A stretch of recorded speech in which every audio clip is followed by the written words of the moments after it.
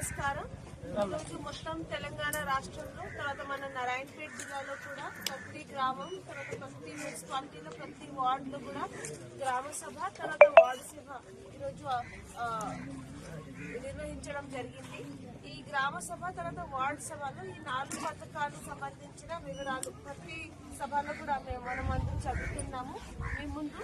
So ఈరోజు 21 జనవరి రోజు, ఈ 21 జనవరి నుంచి 24 జనవరి వరకు ఈ 4 రోజులలోపు ప్రతి గ్రామంలో ఇలా ఈ 4 పథకాలు రిలేటెడ్ ఆత్మీయ భరోసా అది ఒక కొత్త పథకం 26 జనవరి రోజు గౌరవ ముఖ్యమంత్రి గారు లాంచ్ చేస్తున్నారు.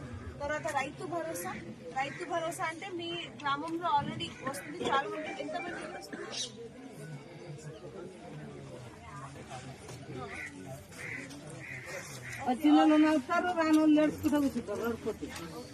సో ఇప్పుడు ఆల్రెడీ 600 మెంబర్స్ వరకు వస్తుంది. దాంట్లో వీళ్ళు 4 రోజుల కింద వెరిఫికేషన్ రెవెన్యూ టీమ్ తర్వాత అగ్రికల్చర్ వాళ్ళ టీం కూడా వెరిఫికేషన్ తర్వాత ఇవన్నీ పేర్లు కూడా చదవడం జరిగింది.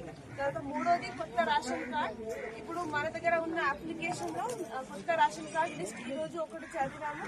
కానీ ఈ ద్వారా అప్లై చేసిన కొత్త మెంబర్ అడిషన్ ఒకవేళ కొత్త పేర్లు రావాలంటే అవి కూడా ఇప్పుడు వెరిఫికేషన్ నడుస్తున్నాయి.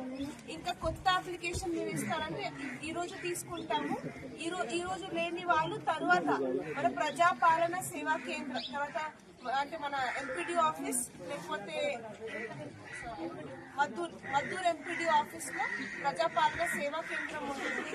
అక్కడ ఈ రోజు కాకుండా తర్వాత మీరు ఇస్తారంటే అది కూడా ఎప్పుడైనా ఇవ్వచ్చు. ఎందుకంటే ఇది ఒక నిరంతరం ప్రాసెస్, ఇది కంటిన్యూస్ గా అప్డేట్ అవుతా ఉంటాయి. సో ఇది ఎవరైనా మీకు తెలిసిన వాళ్ళు కొత్త అప్లికేషన్ ఇస్తారంటే అది కూడా మేము తీసుకుంటాము. లాస్ట్ లో ఇందిరమ్మ ఇల్లు ఈ పథకంలో కూడా ప్లాట్ ఉన్న వాళ్ళు ప్లాట్ లేని వాళ్ళు ఈ 2 లిస్ట్ కూడా ఈ రోజు చదవడం జరిగింది.